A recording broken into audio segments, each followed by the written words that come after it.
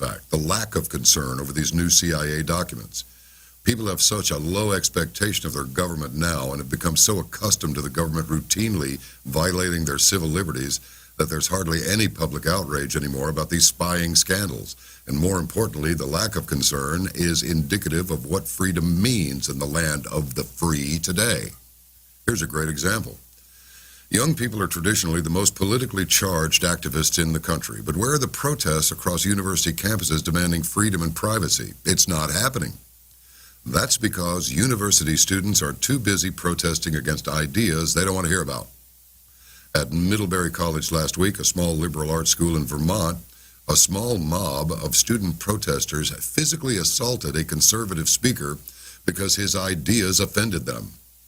They couldn't simply skip the lecture and allow interested students to attend. No, they had to engage in violent censorship, oppressing any idea that doesn't conform to their narrow agenda. The only thing these cry bullies are interested in hearing is apologetic white men groveling over their privilege. Gosh, isn't that the truth? Ugh.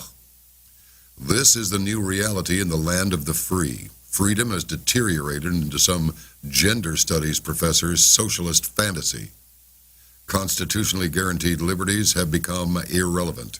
Forget about free speech. Any intellectual dissent from the intolerant social justice view is now considered hate speech, not free speech, hate speech, whatever that is. And the Fourth Amendment, which establishes the right of the people to be secure in their persons, houses, papers, and effects against unreasonable searches and seizures, has become a distant memory. As a child who grew up in the 80s during the height of the Cold War, I imagine there would have been widespread disgust if a similar scandal had been exposed, spying on citizens and allies. That's what the Soviet Union did. But today, everything else is more important. Transgender bathrooms, silencing hate speech, forcing elementary school children to feel guilty about their white privilege, political correctness in extremis. Everyone else but white people's lives matter.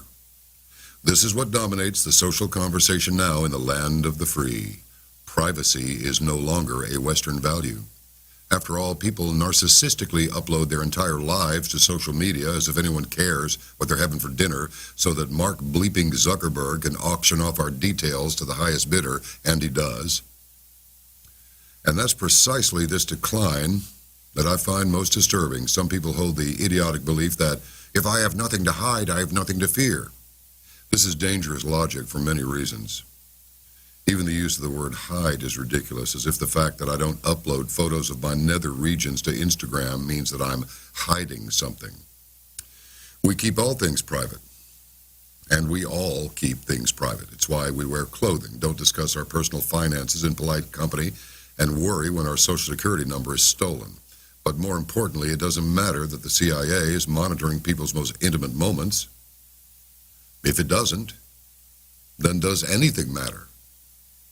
They keep moving the line, probing deeper and deeper into our lives, enveloping the nation inside an Orwellian surveillance state. And it doesn't stop, because we're in the midst of a complete breakdown of Western values.